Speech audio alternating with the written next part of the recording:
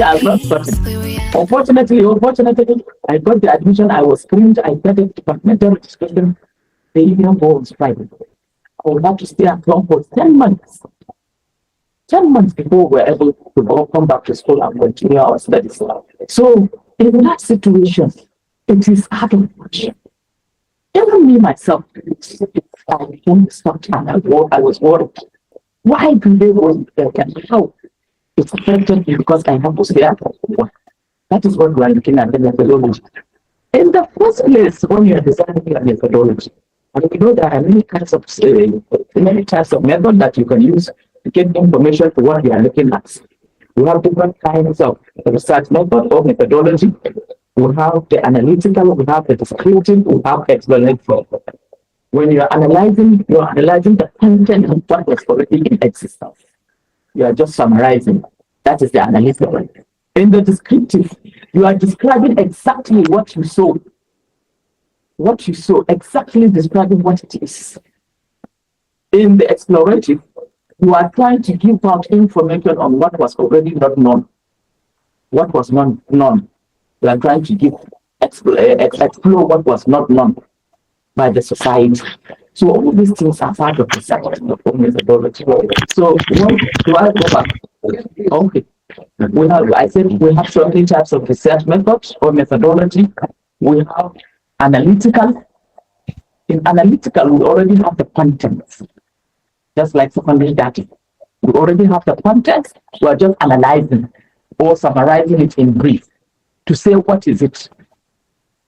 In descriptive, we are stating what we've already seen what it is, but we are trying to describe the way it is.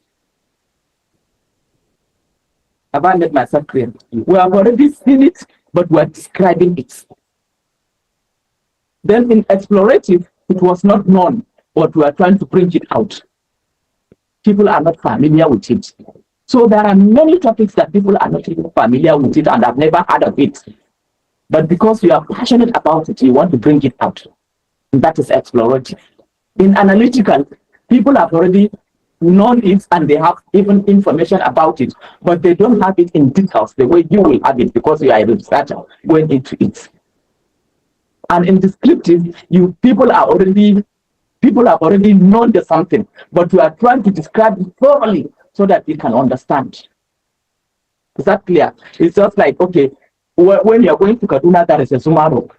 And that Zuma rock has a picture of a human being. Is that clear? It's descriptive because people know that there is a rock that has a picture like human being along Zuma road in Zimbabwe.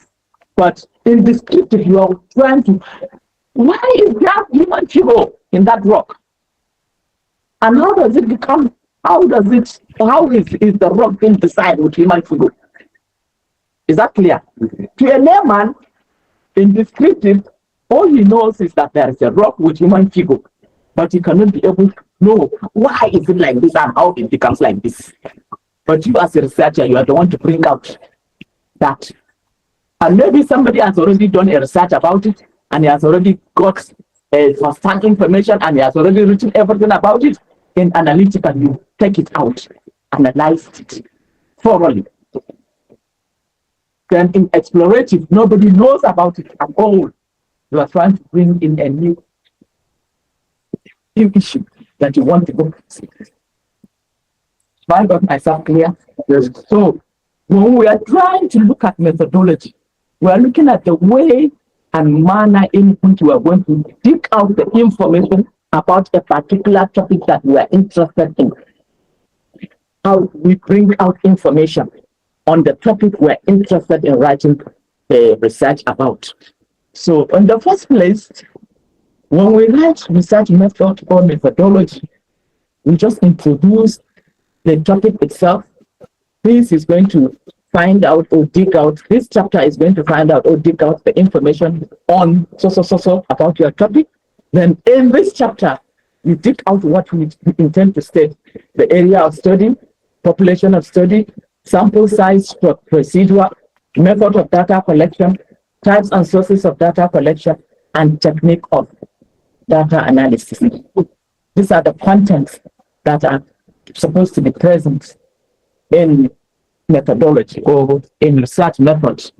Do I repeat myself? Yes. First of all, write as a subheading methodology or research method. Then you give a brief introduction, just like I said in this chapter or in chapter 3. So, these are the things you needed to put. After you've done that, but it is going to contain the following. You made mention of what I said. The 3.1 of it is area of study. After the brief introduction, the 3.1 of it is area of study.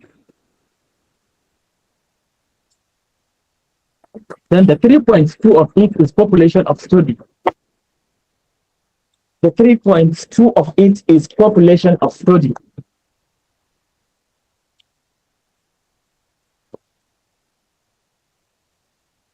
Then the 3.3 of it is sample size / procedure. Some would say technique. Sample size / procedure or technique. Sample size / procedure or technique. Sample size / procedure or technique. Have you written that? 3.4 is method of data collection. Method of data collection.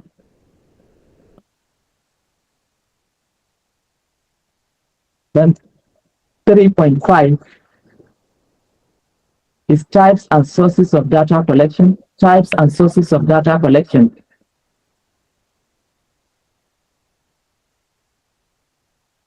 Types and sources of data collection. Then 3.6 is technique of data analysis. Technique of data analysis.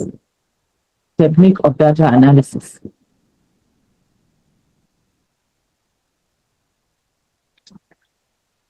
In some cases, it depends on the university and the department or the faculty.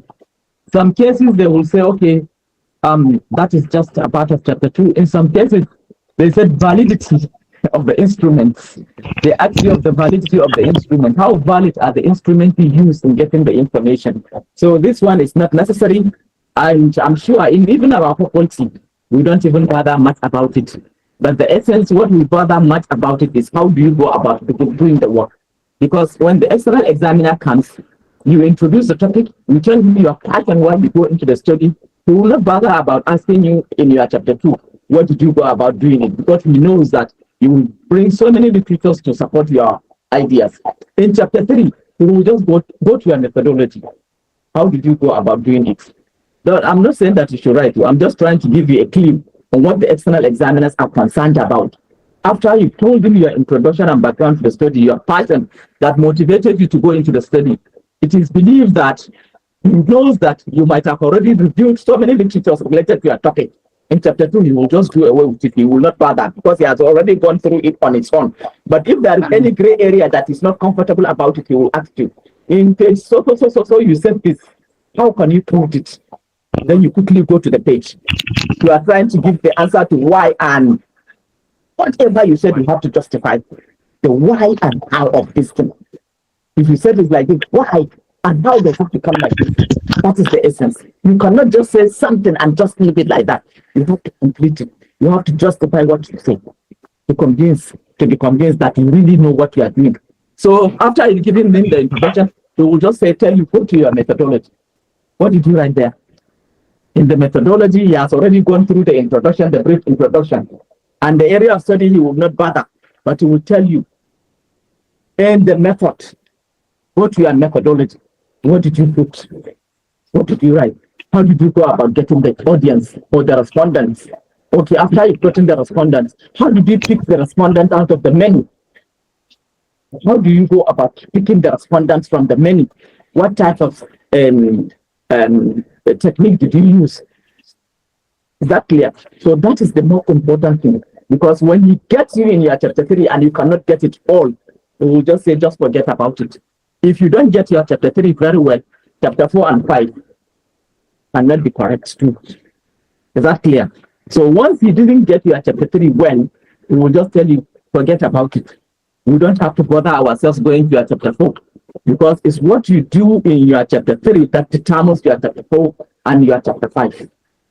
So if you don't get the chapter 3 very well, it means chapter 4 and 5 are incorrect. So you have to make sure that you convince the examiner, this is how we do it. I'm going to give you a clue. It's always said in social science, there is never an answer that is incorrect. Do you believe? Do you believe? There is no answer that is incorrect in social science.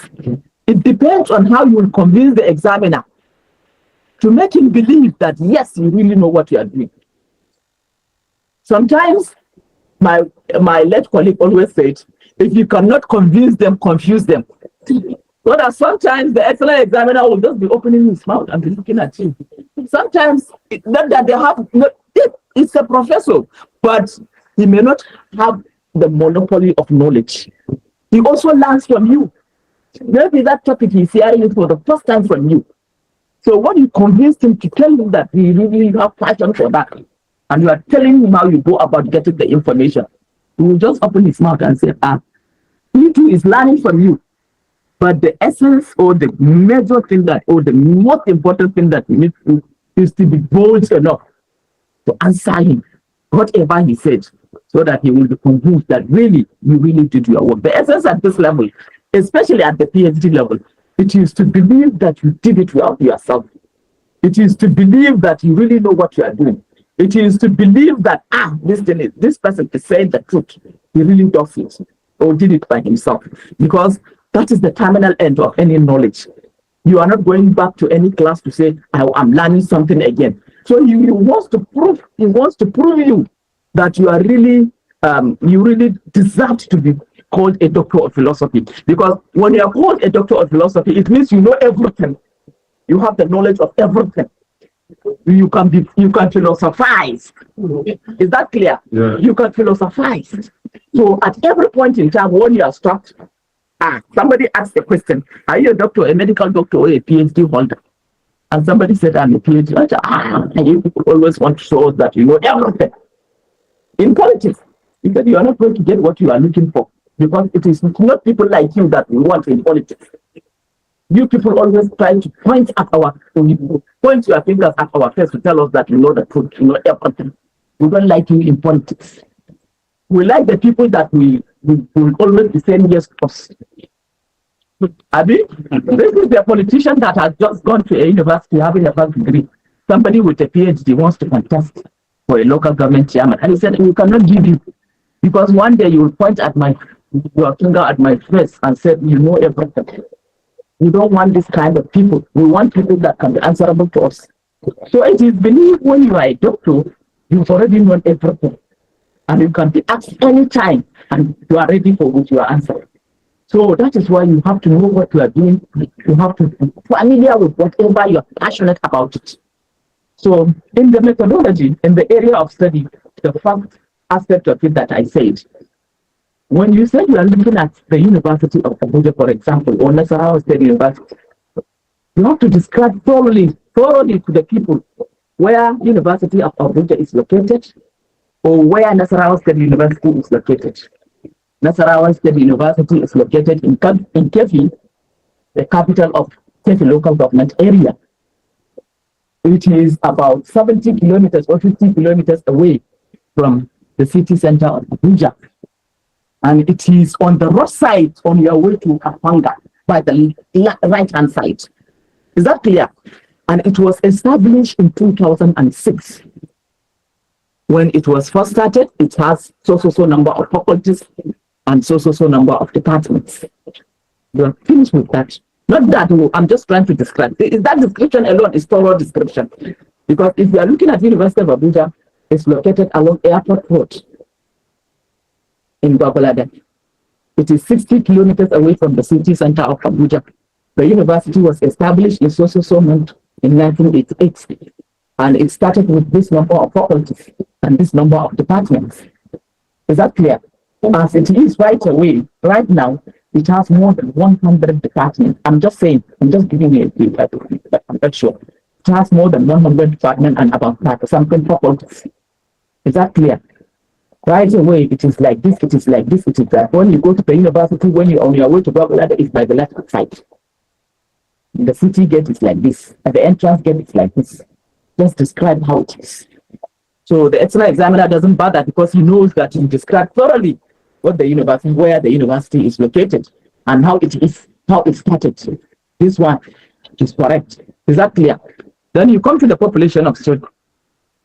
The population of study consists, if you want to look at the total population of the people in that area, consists all the people that studied in National State University.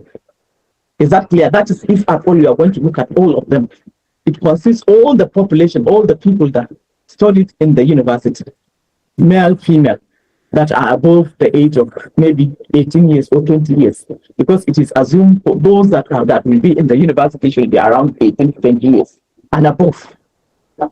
It will also include the lecturers of the university. This one you said it in brief.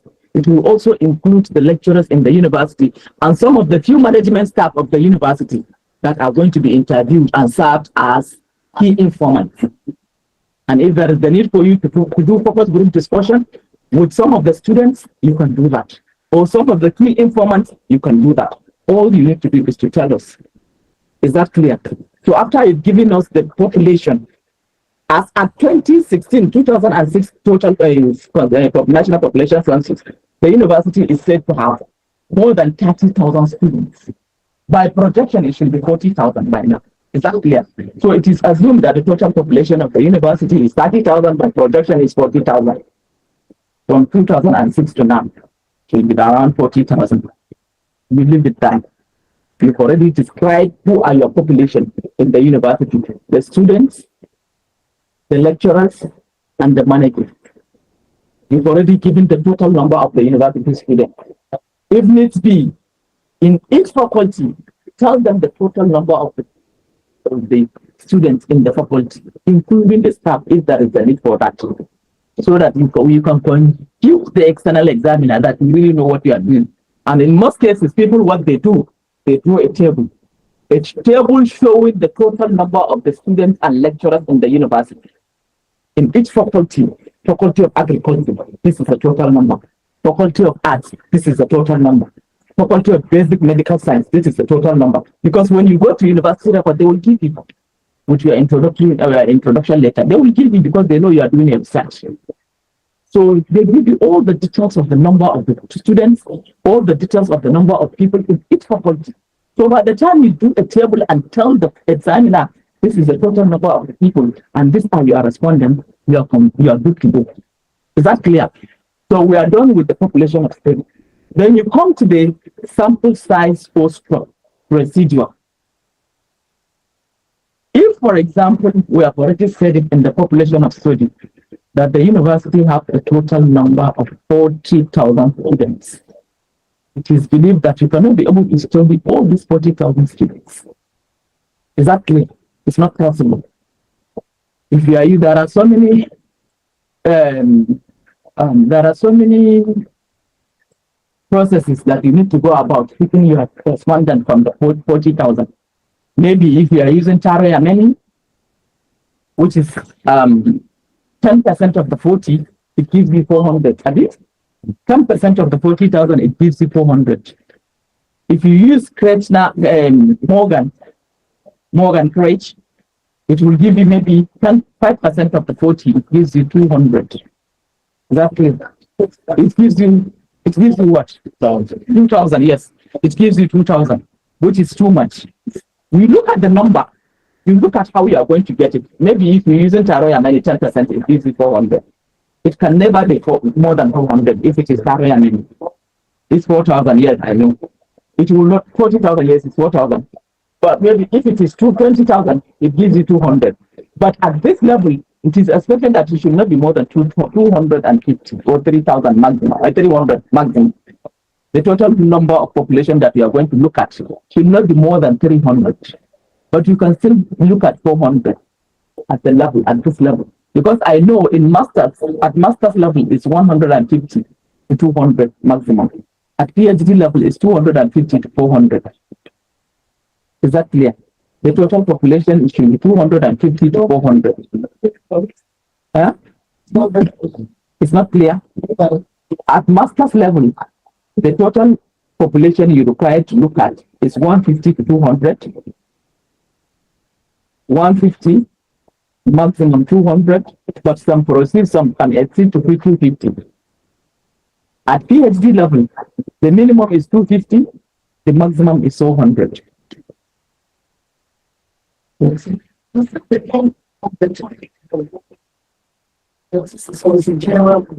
No, it depends on the person. If you are doing exploratory, you don't need it.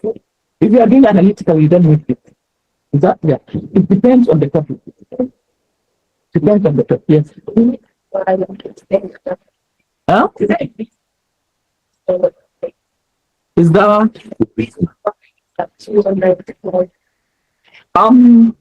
it is at 200 at master's level, 200 and 250 maximum.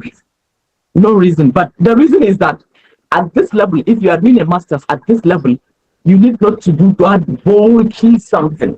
Just give us an introduction of what it is. But at PhD level, since it is the final destination of knowledge, you have to get maximum number of the population to get information, broad information. Is that clear? At master's level, it's just like you are explaining it. You are telling us about it. But at PhD level, you are giving us everything in details about it. That's just the reason. If you have the capacity to do it all, the extra examiner will tell you it's too much. Unless if you are doing a partner research for something. Unless if you are doing a partner research for something, you want to find out about something. No,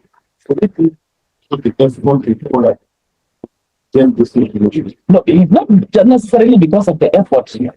It's sometimes when you're doing a research, you don't do it alone. You get research assistant that can help you. But sometimes at PhD level, you have a limit, 3 years, and you'll be able to cover up the 1,000 people in 3 years.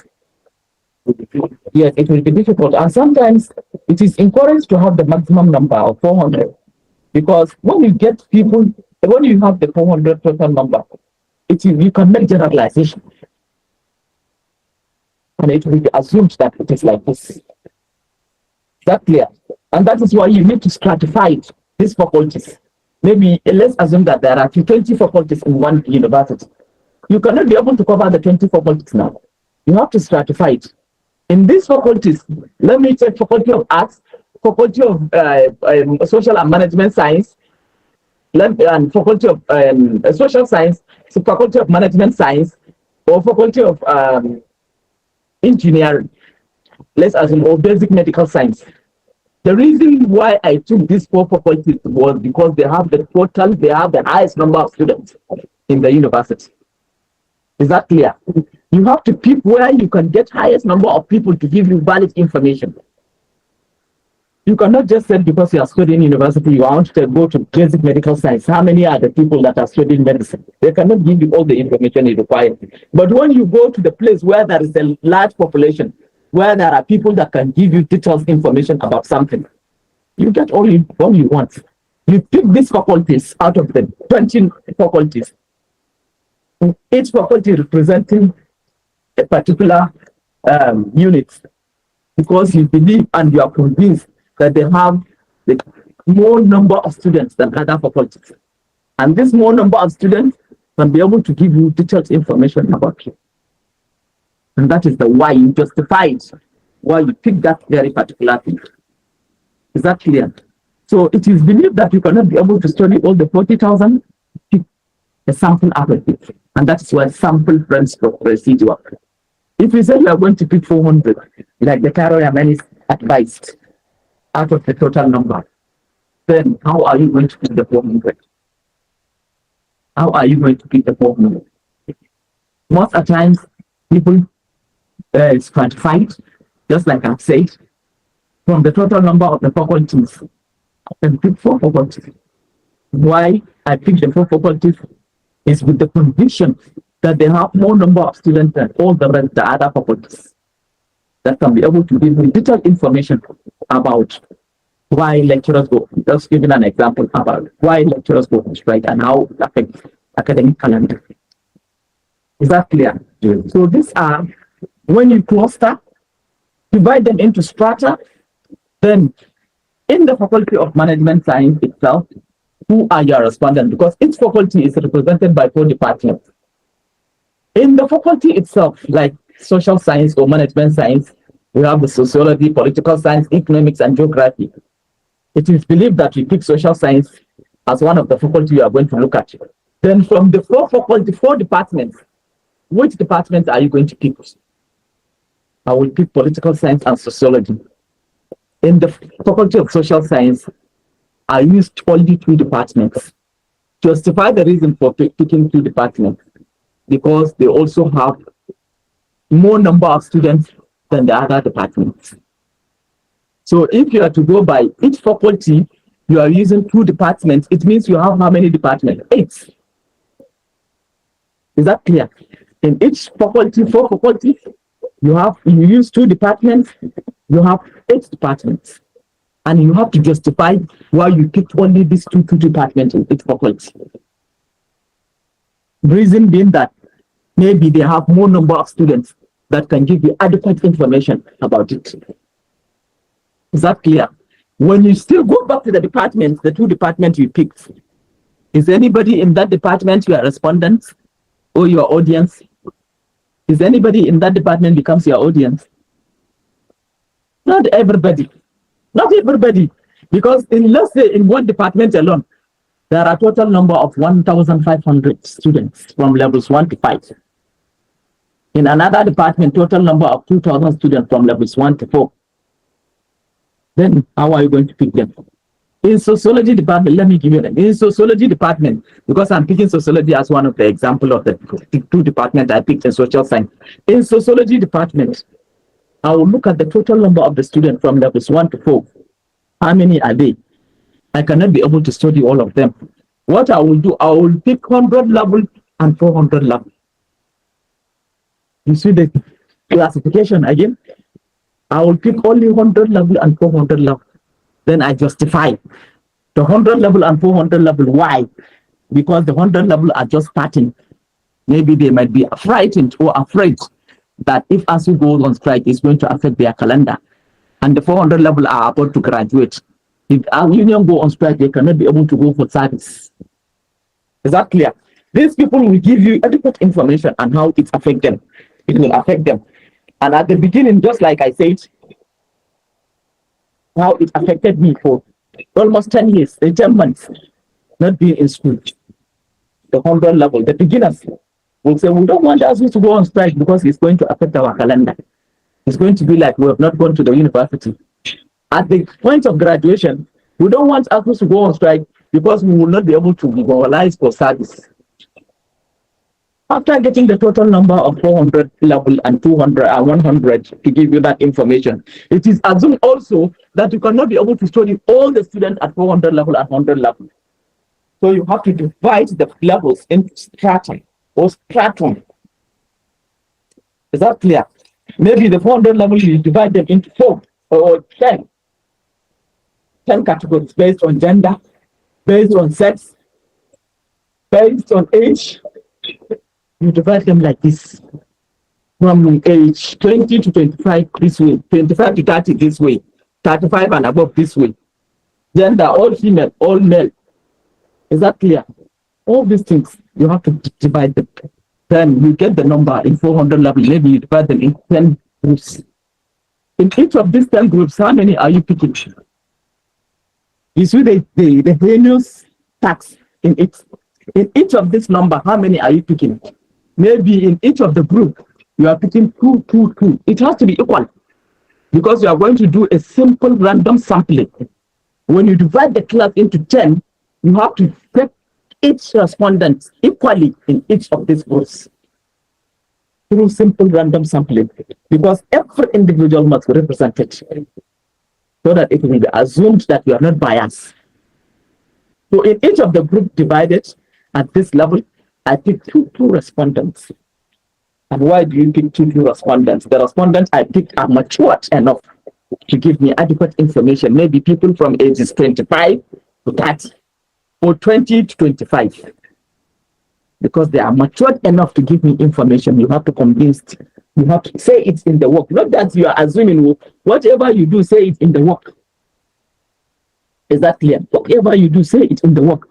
How you divide the faculty, how you pick the faculty, how you pick the department, how you even pick the levels from the departments, how you divide them into strata, then how you picked from the stratum, the number of people, it has to be equal.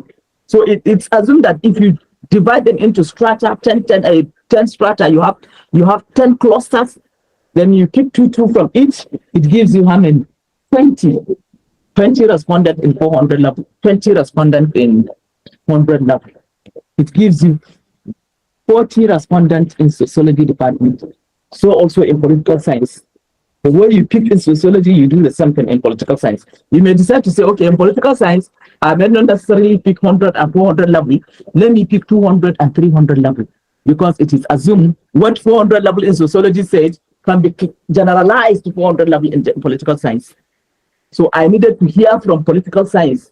So I go to their 200 level and 300 and picked, maybe divide them into clusters and stratum, also in groups. From the groups, I did a simple random sampling, pick people from each group based on their age, sex, and gender. I divide it. Then I pick two from that. It gives me also 40. Then it means in social science, I have 80 respondents. Is that clear? Then 80 times 4 is gives me 302. Is that clear? 80 times 4, how did I get that? The 4 faculties, the two departments. It gives me 402 respondents, 320 respondents. But you have to justify how you select. It's more important because that justification is the technique. It's not just go about 100 level, all of you. Oh, it's not done that way. 200 level, all of you. It's not done that way. Because by the time you ask 1, 2, you just get tired and you will generalize. No. You have to say, oh, this thing is like this because of this. This one can be able to give you competent and capable information, valid information, because I believe he will do that. So when you put the 4 faculties together, the 8 departments together, the 40 from each department, it gives you 320 respondents. That is enough. So you've already justified the sample, you've already justified the technique, how you picked the 220. Is that clear? So that is headache. That is headache. Honestly, my PhD work was returned 3 times because of methodology, even after external defense. Because of methodology, I didn't do it well. I have to justify. I came back, put my work in the laptop. I was doing it. I was crying. I got tired. My head is cracking. I couldn't sleep. My head is cracking. How did you get that? If you get it this way, how? Why? So you see all these things. The methodology is the brain box of all the students. Yes.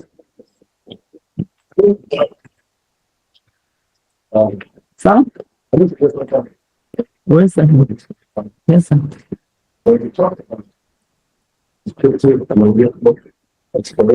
Mm-hmm.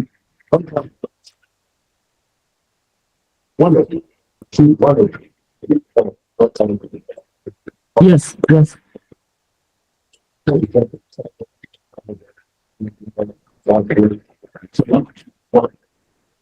Yes. Mhm. I said there are many types of research. There are many types of research methods. That's why I made mention of all this. And there are instances that they can overlap. We are coming to that. We are coming to that. So we are following the process one by one. We are coming to that.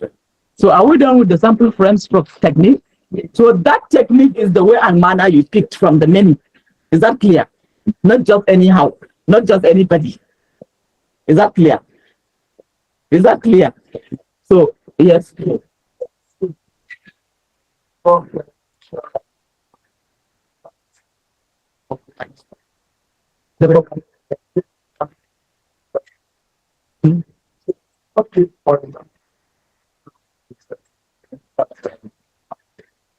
Mm.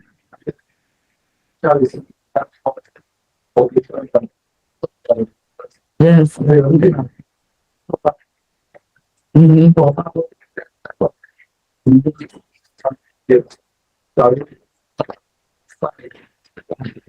In Amak. When you go to Amak Secretariat, there is total number of population in Amak. Abuja Metropolitan, Abuja Municipal Area Council. When you go to 2006 National Population Census, there is a population of Amak. That they will give you when you have your introduction letter. So when you get the total population of Amak, let's assume they tell you they are 4 million or 5 million. Then it is assumed that you cannot be able to cover all Amak. Amak comprises of how many districts in Abuja? 6 districts. Is that not so?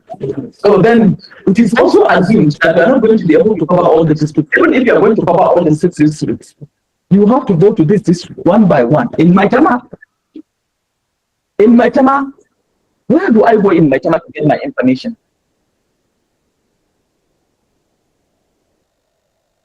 Will I go to this particular area? I'm not familiar with Maitama. Will I go to this very particular area in Maitama and count the number of houses that are there and believe that the people there can give me information of what I want? That is cluster sampling. In Wuse, where do I go in Wuse to get my information? You have to go to a particular area where you are sure you get your information. Do I go to Wuse 1, Wuse 2, Wuse 3, Wuse 4, Wuse 5? All this one matters. Are you getting me? You ask a question. Do I go to which area again? Abi? So generally, it is believed Amak has how many, Amak itself, you go to Jahi. In Jahi, where do I go precisely to get my information? Are you getting what I'm saying? So you have to go to all the 6 districts that made up the Amak and be specific on the area, not all the Maitamas. Particular area in Maitama, whom I believe they will give you information about it. Then even if you go to that area, it's not go okay, each house 1, 2, 3, 4, 5, 6, 7, 8, 9, 10 houses. I'm going to study you. They will not agree. They will not agree. Even if you have introduction letter, they will not agree. You have to be specific depending on the topic you are interested in looking at. If you are looking at student teachers ratio, you have to go to secondary school. It will say, is that clear? If you are looking at student teachers ratio, you go to secondary school in Maitama, every secondary school in Garki, one secondary school in Garki, a secondary school in all these areas. Have I made myself clear? If you are also going to look at prostitution, you have the details of the social welfare department of Amak. Is that clear? After getting that, maybe you sample some small in that Wuses or 4 area that people used to gather there. Even if the prostitute themselves will not be able to will not agree to accept the questionnaire and give you information, at least the people around that area should be able to be in the know. What time do they come out? Who are the people going to pick them? Is that clear? They should be able to give you that information. Did I get myself clear? So maybe a prostitute can even decide if you want to give her something. She can decide to give you everything. You can decide, maybe you can even use your key informants or focus group discussion of 5 or 10 prostitutes and tell them that I want to interview, and they will agree. That is if you are going to give them something. It's not money they are looking for. They will give you information. And 1 or 2 or 3 prostitutes can agree to give you information on what they are doing and how they do it. So you analyze this as your distance, as your descriptive data under the table. Is clear? Are you clear now? Yeah. Okay. So there is nowhere you cannot go to get your study, but depending on how you pick your sample is what matters. The technique you are going to follow to pick the sample. Am I clear with sample size procedure? Then we move on to the method of data collection. Is that the next one? Is that the next one? The method? Is the method the next one? Yes. Okay. Then the method of data collection. In social science, most of the methods that are being used are survey methods. What do I mean by survey method? Sometimes you interview, sometimes you distribute questionnaires. That is one of the easiest ways to get information from people. survey method. And it's the social survey through interview and distribution of opinions. Is that clear? Survey in the sense that you sample a particular number of people, you give them questionnaire, just like I said, in this level, these are my population, at this level, these are my population. Then these are the people you give questionnaire to fill in for you with the help of research assistants. Sometimes you cannot be able to go all, just like I've given an example with 4 departments or 8 departments. You cannot be able to go to all the 8 departments at once, or you on your own. What you need to do is to get research assistants.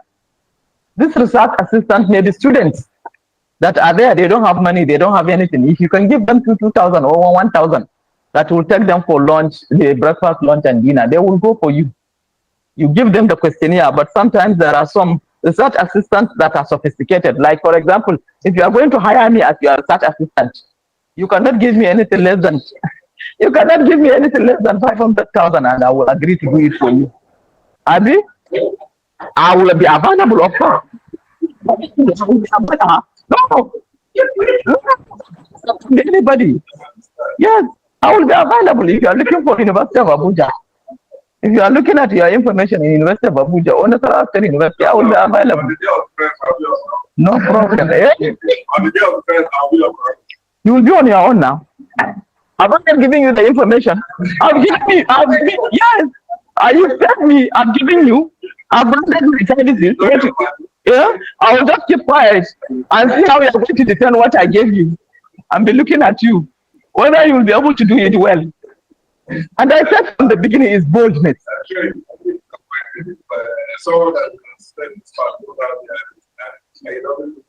If you prove the book of tea now, am I going to, I'm still getting money from me because the external examiner will tell you, go back to your research, go back to your data.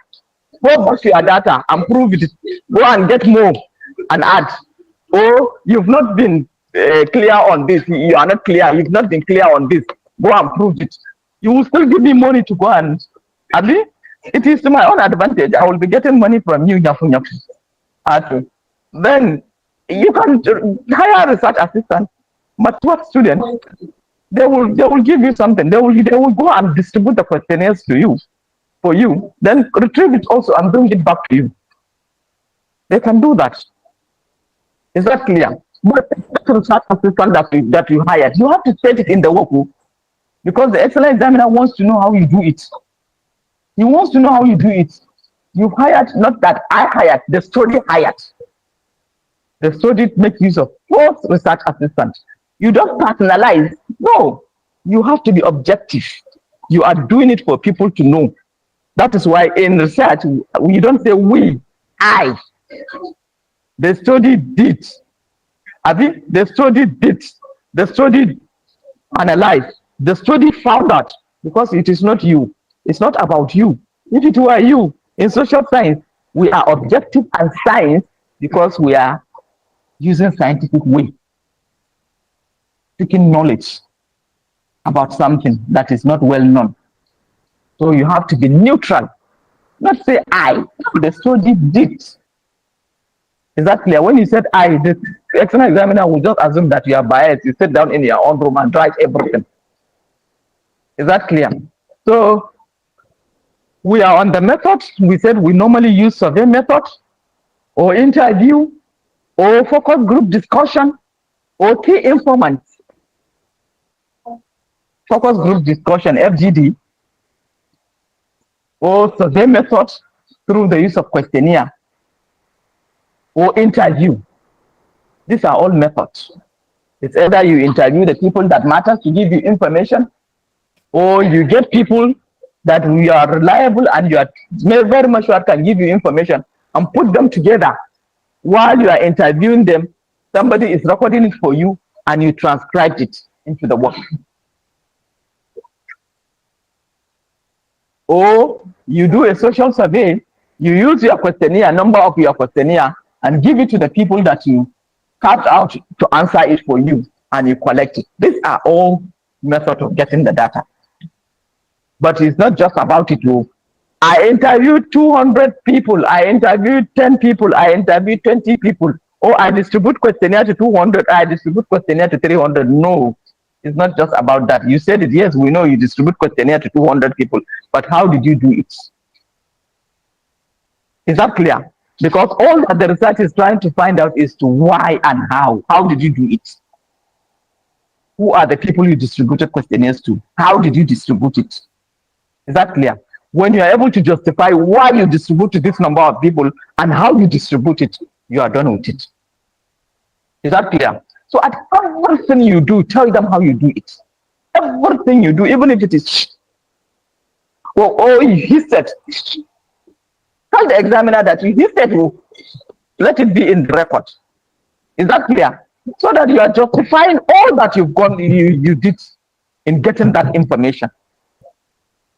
The essence is to justify the why and how. I do a social survey, making use of 400 questionnaires. How did you distribute the questionnaire?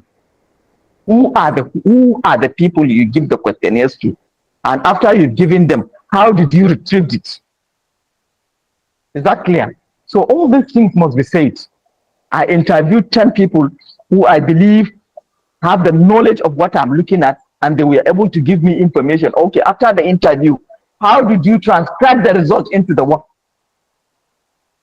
Because you don't have to mention their names, the people you interviewed. Or I interviewed a management, some of the management staff that can give me information on how ASU strike affects education or school calendar. I'm not going to make mention as I interviewed the librarian, I interviewed the bossa, I interviewed the registrar, I interviewed this, making mention, telling the names of all these people. The 5 key informants or key informants, yes, that are interviewed are the registrar, the bossa, the librarian, and the registrar. Because I know they are the management staff of the university and are stakeholders that can give me adequate information about university calendar.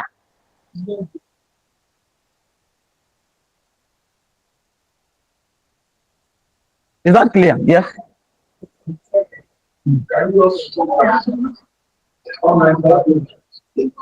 Online platform. Yes. Yes. Provided they can return it back to you. But online, yes, it's good. They can, provided they will fill it and return it back to you. Yes, of course, it's allowed. There are people that studied abroad and they sent their questionnaires to Nigeria, and they gather their information, and once you fill, you send it back. Is that clear? It's allowed. It's allowed. Once you identify your people, the people that you wanted to interview, or the people you wanted them to give you information, once you identified them and you justified why you identified them. Is that clear? So, yes. I'm not in confusion whether I have to be very passionate. I'm a topic that what is happening for me on that the impact of governance and change. Its impact on governance and the judiciary. 2019 to 2023. Is it possible to avoid mentioning of names in a research like that? It's possible to avoid it? But my thinking is that if I were you, I will remove the judiciary. Its impact on governance, because by the time you are discussing governance, what are the 3 arms of government? The executive, the legislative, and the judiciary. All that they did in the content of the work will come out. Is that clear? Its impact on governance. Silently embed the work of the judiciary inside the work. Just put its impact on governance. The 3 legislative arm of government, the executive, the legislative, and the judiciary, all their atrocities will come out inside the body of the work. You don't have to mention it at the inside the content of the work. You don't have to mention it at the body of the work. Just its impact on governance. The body of no, if you make mention of name, the work will be disqualified.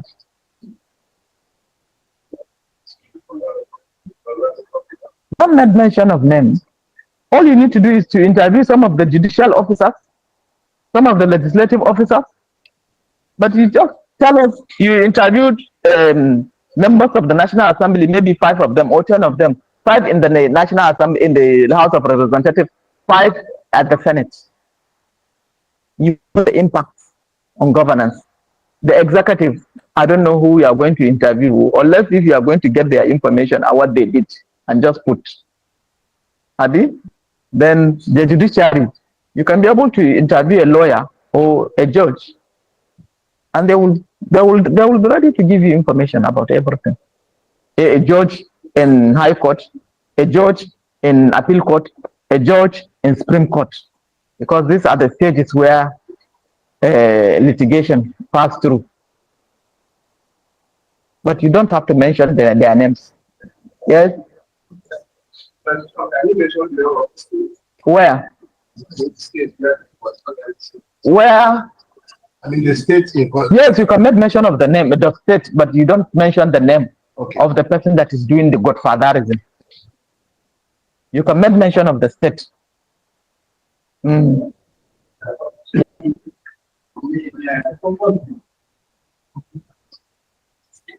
boundary between solver was it interview and questionnaire. Yes.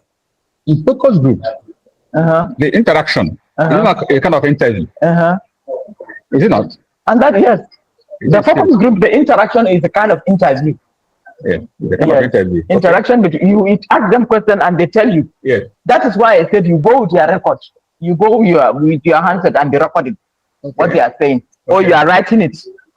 Okay. Writing what they are saying. So, yes, of course now. Some of the questionnaire, you have it into 2. We are coming to that qualitative and quantitative. You may have your questionnaire. If you are interviewing, you have your questionnaire for those people that you are going to interview or focus group discussion. And you also have questionnaire for the general audience that you are going to distribute for them to respond to it. Yes. Yes. Yes. Yes. Yes. Yes. Yes. That's okay. Yes. Thank you. You may have a question. Yes. Have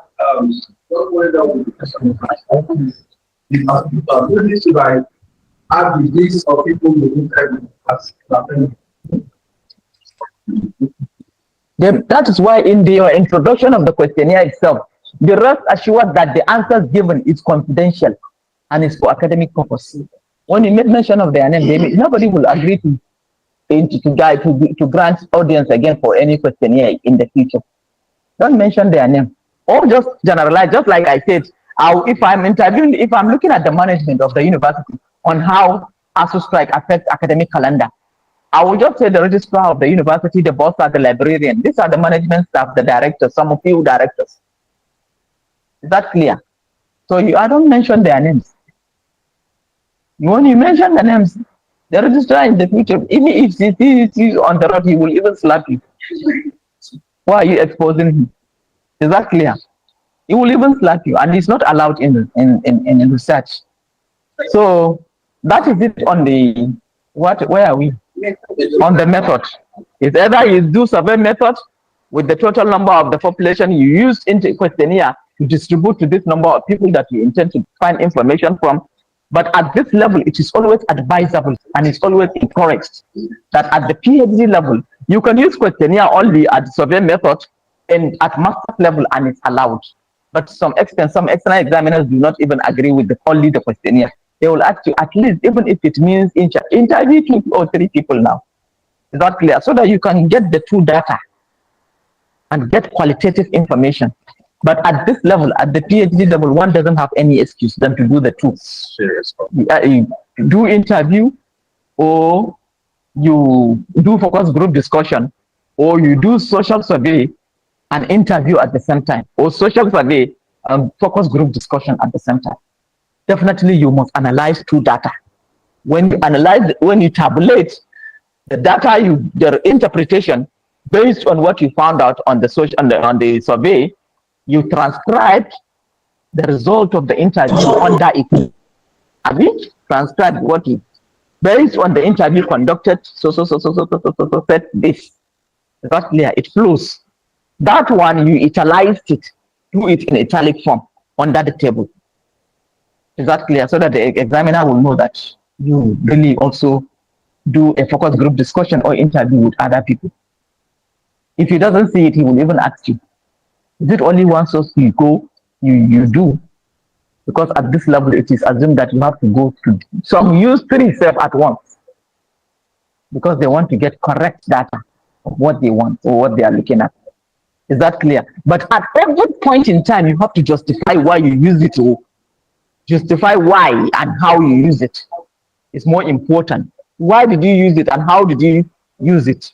It's important. Whatever you do, you have to justify. When you are done with that, we'll go to the types and source of data collection. Abi? The types are 2 types of data, the qualitative data and the quantitative data. The qualitative data is the one you get through interview, direct face-to-face with the informants. It's qualitative because the number of the people are few and cannot be able to do any magu-magu. They will give you correct information. That is why it is qualitative. Is that clear? It is qualitative. Huh? Okay. It is qualitative because the people you interview or you get information from are few in number. Are few in number, just like we do interview with 5 or 10 people. Or focus group discussion with 10, 15, or 20 people. This is qualitative because the number of the respondents are few and can give you direct information. It's like face to face. Whatever they said, you are recording it. That is qualitative. And the quantitative, because the number is bulky, like through the use of questionnaires. You distribute 400 People questionnaires. online, if you have And you questions, please to raise your tell hands. people how you analyze it. So that is the If you quantitative have part of it. questions, please raise So your in the hand. types of data, you use both qualitative and I don't have any quantitative. questions. It's been clear enough, sir. On the source of data also, you use both primary and secondary. The primary data is the information you get from the informants or respondents, and the secondary data is the information you get through textbooks, journals, articles, and internet materials. They are ready-made. Yeah? The secondary data, primary data, is the information you get direct from the respondent or source. They are primary because they are raw. Is that clear? They are raw. You get it direct from the respondent or the audience. And the secondary are the ready-made information you get from textbooks, but not any textbook. So there are people that have written something relevant to your topic. You go and review what they said about it. The textbooks, journals, articles, internet materials. But whatever you caught or what textbook you use, you have to say it. You caught it. Is that clear? Like Ladi in 2018 said this. Quoted in, maybe I've said something in 2018, 2008, and somebody also said something about it in 2010. Ladi 2018 in bracket, quoted in Juma 2010. Is that clear? So all these things are secondary data you get from the journals, the articles, the internet materials, the newspaper, the magazines. All these ones are secondary data. Because they have already been written, you are extracting something out of it that will help you in your study. You are just coming, you are raising your hand. I thought you are raising your hand for you to ask questions. Yes, okay. Okay. Morning. Is that clear? Are you clear with the types and source of data? The primary data is the information you get from the questionnaire, responses you get from the questionnaire distributed, and the interview or focus group discussion. They are primary because they are raw, first-hand information.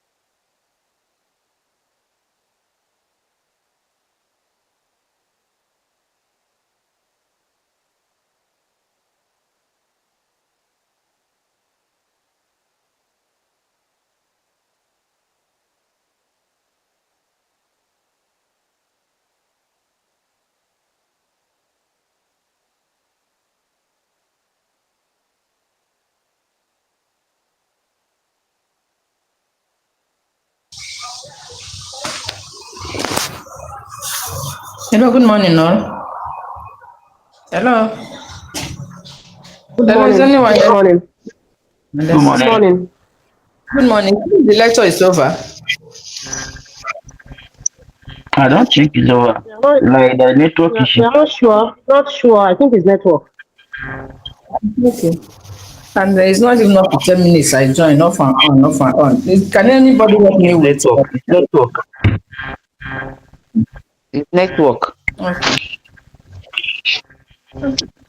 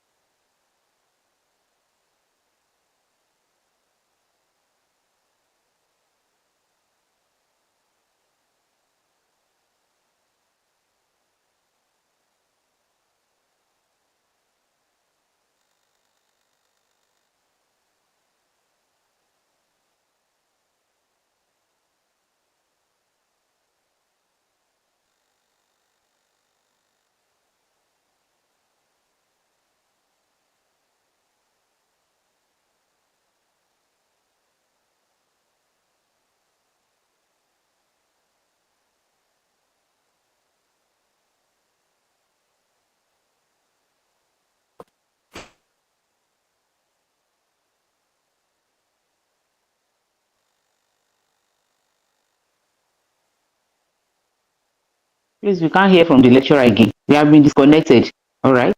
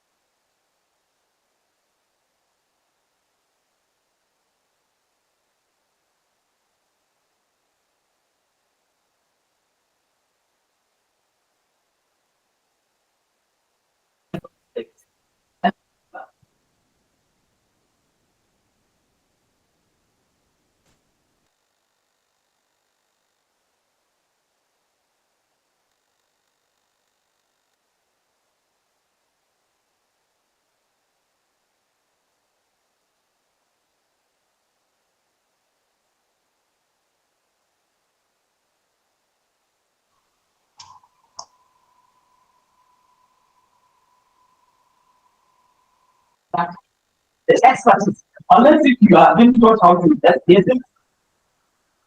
I mean, SPSS in social science. Because they want to do it yourself. But most of the time, I tell my students and I tell them, tell them to expertise.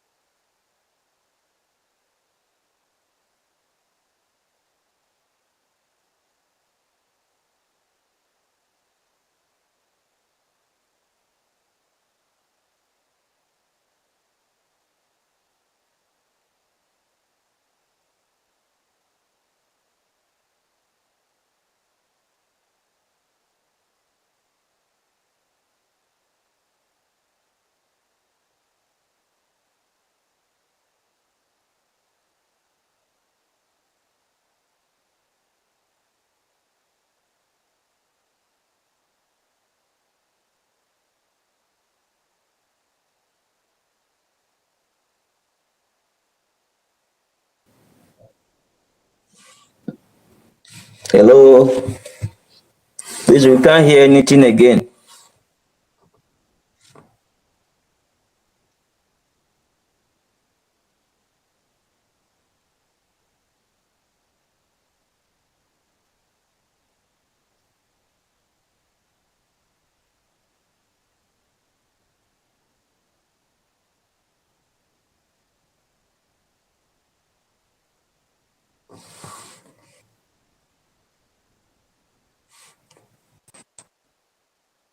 Only accessible at private level.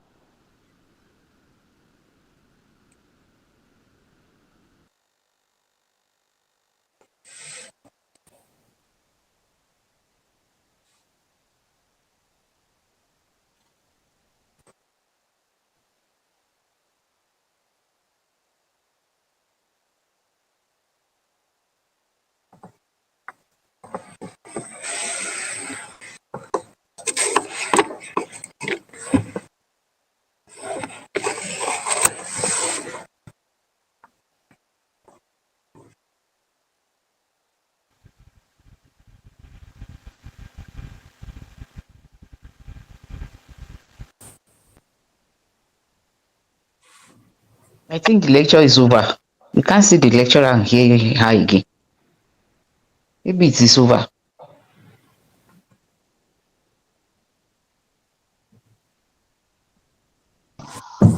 I don't think so, but normally when it's over, the Mr. Joshua will communicate.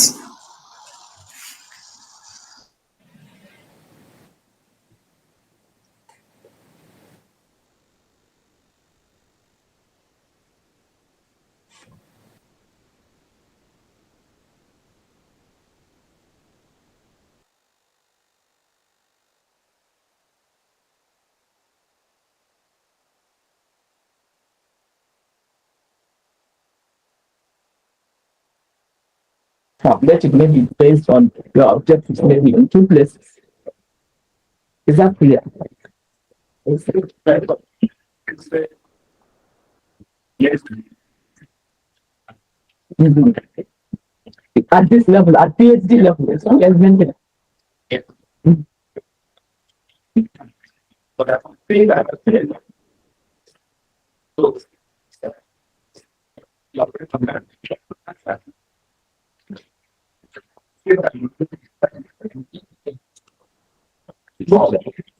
Actually, yes and no answers comes in close-ended questions.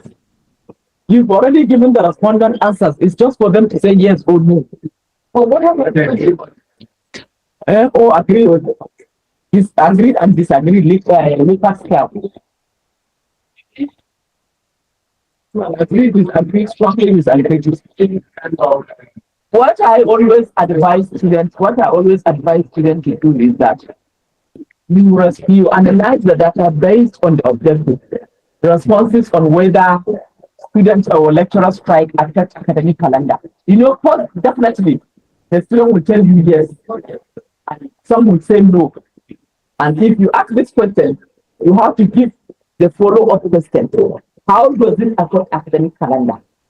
They will be able to give you the information. If your answer is yes, if your answer is yes, the next step, yes, tell us why. If your answer is no, or how does it affect academic calendar?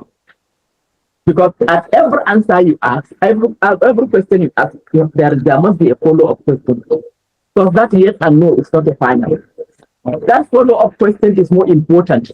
So if the answer is yes, you should be able to know that what the student wants. So that follow-up question is what is more important. That will be able to tell you all that somebody said about how academic calendar is affected by ASU strike. Is that clear? So in whatever question, there can never be a final question. You ask a question, there must be a follow-up question. The yes and no may not be the final. There must be something on that ground. Because he may decide you've already given him an answer that ASU strike affect academic calendar. He will tell you yes now. How does it affect academic calendar? He will be able to bring out what is inside his mind and tell you. So questionnaires must be drawn in both open and closed-ended. Closed-ended, you have provided the answer already is for him to say yes or no. And open-ended, you give him option to say whatever he wants to say. Then you summarize his views with what others have said in the interview, because they go along. They go along. Based on the interview conducted to the management of the university, they said this, they said this. Questionnaires must have a close and open-ended. Close-ended. Is that clear? Are you clear? So when you just do it that way, the external examiner will say, well done. Because I told you from the beginning, when you tell them your passion, why you pick this topic as the introductory aspect of the work, why you go into that, you tell them the passion, then I said they know they don't bother much about chapter 2 because they know you are reviewing all that people said about it. Then they will just say, go to your methodology. And if your background to the study or introduction is not comfortable to them, what you are saying, maybe your mouth is shaking, because most of the times people just go to, if they see excellent examiners or if they see a crops of professor, they will begin to jitter. It is your degree that will tell you. Just look at them as if they are your equal. They are also human beings like you. They are your equal. So they have the knowledge, you have the knowledge. You know what you are doing. But sometimes G3 will make you to fail. Trust them the way they are. They are human beings. Let me remind you something. When I was just a baby and I was interviewed as a graduate assistant in the university, I just entered. As little as I was then, the professors are surrounding the table. They leave the seats in front of at the middle of the table. When I entered with my bag, put my hands up, then there was even more hands up. Just entered, I sat on the table. I looked at them, I was rolling on the table. I said, good evening, professors and senior lecturers. They said, how are you, laddie? I just greeted them, I did not sit. Just entered, good evening, professors and senior lecturers. Good evening, laddie, sit down. Each one of them is having my CV. Sit down. When I sat down, I was rolling, looking at them. Laddie, I said, yes, sir. The VC in front. Laddie, I said, yes, sir. I said, why did you apply to University of Abuja and not University of Maiduguri where you graduated? Why are you looking for appointment in University of Abuja, not University of Maiduguri where you finished? I said, University of Abuja is a university that is just coming up at the seat of government. And I want to contribute my own part towards the development of the university. Period. I was telling him direct to his face. He looked at me, said, yes. He said, what? I said, yes, sir. It's a university that is just coming up. I want to contribute my own part towards the development of the university. He looked at other professors. You have a question. She said she wants to contribute her own part towards the development of the university. Who are we to stop her? If I had entered G3, because I see elderly people, That is the end of it. I will fail. But I looked at him at his face. I said, University of Abuja is a university that does not know, and I want to contribute my own work. So that was how they said, go out. HOD Sociology, do you have a question? He said, where am I, sir? She said she wants to contribute her own part towards the development of the university. Can we stop her? So that was how I just went out. They said, laddie, go out. I went out, and I was found appointable. I didn't shiver at all. I see them as my equal. Because by the time I joined them, even though a baby, but I should be bold enough to face the student. If I start shivering in front of the student, if I enter the class, I won't be able to control them. The very first day I entered the class, though I was not having the pattern of teaching in my life, but the very first day I entered the class, I know if I'm not bold enough, this student will not listen to me. So I crammed the whole day. But I've already been told the topic that I'm going to teach. So I go through that topic, that course very well in the night. I came prepared without even a paper. Prepared. The senior colleague entered the class with me to introduce me that I'm going to take over the course from him. After he has left, greet my students, I started. Until I'm done. I say, hey. When you shiver, I say, get out. When you just get out. So since then, I've hold my respect. So, and I was able to do it. So, don't be afraid. They are also human beings like you. When you shiver and you started jittering, you are calling a failed work yourself. Excellent examiner, oh, you are not prepared for this defense. Maybe you are not prepared for it. But when you have finished the greeting, you start. It's out of passion that you are doing it. You want to get answers to it. Is that clear? So that is just the secret of passing examination, external examination, for you to be called doctors of philosophy. Is that clear? Any question? Any question? So from today, I will begin to call you doctors because I know you will be close enough to even Tinubu to. What you know, Tinubu doesn't know. What you have, Tinubu doesn't have. Yeah? Which audience? It doesn't mean when you see him, if you're not a human being, you know better than him. You know better than him. And where it's just that he's opportune to be the president. He's opportune to be the president. But wherever you go, you will be more respected than him. If he is not a politician, you will be called first to sit on the high table before you. Do they play with doctors? They don't. Doctors also come and sit on the high table. Is that clear? You will be called first before him. So don't play with your knowledge. Don't belittle yourself wherever you go. Be bold enough. Don't belittle yourself. Is it easy to become a doctor? They don't buy it in the market. And if you die with your thing. You don't leave it as your children. They don't inherit education. They don't inherit knowledge. If you are buried with your knowledge. So it's not easy. So you can be bold enough to face anybody. It's clear. So you have to be bold enough from today till eternity. Is that clear? Because what makes you to be a doctor is your boldness. Wherever you go, you command respect. You said something and nobody will question it because they will be afraid. If they go further, you will bombard them with another thing because you have all that it takes. Is that clear? So that is it. So be familiar with your methodology, more important than any other thing that you are looking at in your work. Be familiar. The only big thing they will ask you, if the analysis in chapter 4 is not correct, they will tell you, open source page, this analysis is not true. You said this, but look at what you said. Maybe the figure doesn't tally with what you are looking at or with what is supposed to be there. Then you correct it there and then the figure is a mistake. Sorry, sir. You correct it or noted. But in chapter 2, You have to tell them the details of how you go about doing the work. Chapter 3, sorry. You have to tell them the details of how you go about doing the work. And if you tell it at that moment, that's the end of it.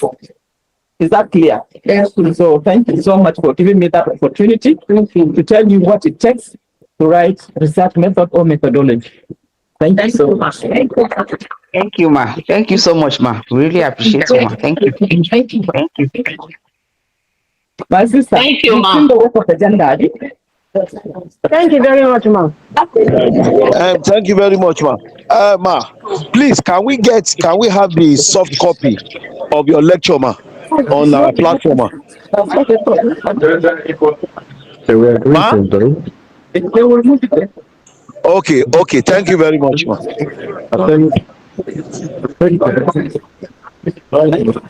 Thank